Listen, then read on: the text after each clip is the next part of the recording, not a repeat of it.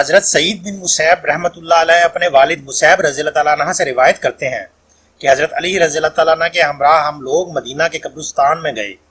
حضرت علی رضی اللہ تعالیٰ عنہ نے قبر والوں پر سلام کر کے کہا، اے قبر والو، تم اپنی خبر بتاؤ گے یا ہم تم کو دنیا کے حالات بتائیں؟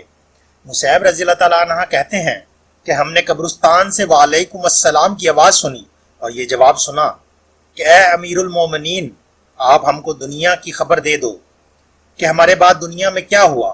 حضرت علی رضی اللہ تعالیٰ عنہ نے کہا، سن لو، تمہاری بیویاں جو تم سے بیوہ ہو گئی تھیں انہوں نے شادی کر لی، تمہارا مال جو تم نے دنیا میں بڑی محنت سے جمع کیے تھے وہ مال بانٹ لیے گئے، تمہاری اولاد جس کو تم نے بڑے ناز سے پالا تھا وہ یتیموں میں شامل ہو گئی، اور جس مکان کو تم نے بڑا مستحکم بنایا تھا اس میں تمہارے دشمن آباد ہو گئے۔ یہ سن کر ایک مردے نے اپنے ہاں کی خبر بتاتے ہوئے کہا، ہمارے کفن پارا پارا ہو گئے، ہمارے بال جھڑ کر بکھر گئے، کھالیں ریزہ ریزہ ہو گئیں، آنکھیں بہہ کر رخسار پر آ گئیں اور نتھنوں سے پیپ بہ رہی ہے۔ ہم نے جو آگے بھیجا اسی کو پایا اور جو پیچھے چھوڑا اس میں نقصان ہوا، ہم تو اپنے اعمال کے ہی ممنون کرم ہیں۔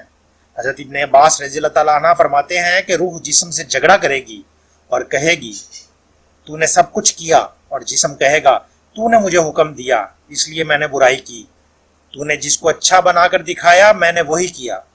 اس لڑائی کے فیصلے کے لیے اللہ ایک فرشتے کو بھیجے گا جو کہے گا تم دونوں کی مثال ایسی ہے جیسے ایک اپاہج نے اندھے سے کہا میں نے ایک پھل دیکھا ہے مگر میں وہاں پہنچ نہیں سکتا، پھر اندھے نے کہا کہ تو میرے اوپر سوار ہو جا اور پھل توڑ لے، لہٰذا اپاہج اندھے کے اوپر سوار ہو گیا اور پھلوں کو توڑ لیا۔ یہ مثال دے کر فرشتہ روح اور جسم سے کہے گا بتاؤ ان دونوں آدمیوں سے کون سا حد سے تجاوز کرنے والا ہے؟ روح اور جسم کہیں گی کہ دونوں برابر ہیں، دونوں کا جرم برابر ہے۔ اس پر فرشتہ کہے گا تم دونوں نے اپنی جانوں کو حکم دیا اور جسم روح کے لیے سواری کی طرح ہے اور روح اس پر سوار ہے۔ حضرت انس رضی اللہ تعالیٰ عنہ بیان فرماتے ہیں روح اور جسم قیامت کے دن جھگڑا کریں گے، جسم کہے گا میں تو کھجور کے تنے کی طرح پڑا ہوا تھا، اگر تو نہ ہوتی تو میں نہ ہاتھ ہلا سکتا اور نہ پاؤں۔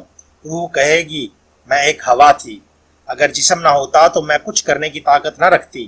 اس کے بعد فرشتہ اپاہج اور اندھے کی مثال بیان کر کے روح اور جسم دونوں کا شریک کار کر لیا جائے گا۔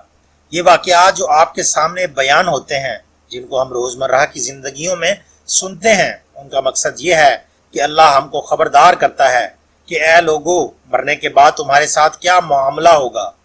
تم دنیا جمع کرنے میں لگے ہوئے ہو لیکن مرنے کے بعد تم سے تمہارے اعمال کا حساب کتاب ہوگا۔ اے انسان، مرنے کے بعد تمہارے اعمال کے بارے میں تم سے سوال ہوگا، قبر میں تمہارے اعمال کے بارے میں پوچھا جائے گا، لہٰذا ابھی سے تیاری کرو اور دنیا کی رنگینیوں میں کھو نہ جاؤ۔ لیکن ہم دنیا میں کھو چکے ہیں، ہماری آنکھوں پر لالچ اور دنیا کی پٹی بن چکی ہے۔ دوستو، سوچئے سمجھیے اور خدا را عمل کیجئے اس سے پہلے کہ بہت دیر ہو جائے۔ جزاک اللہ۔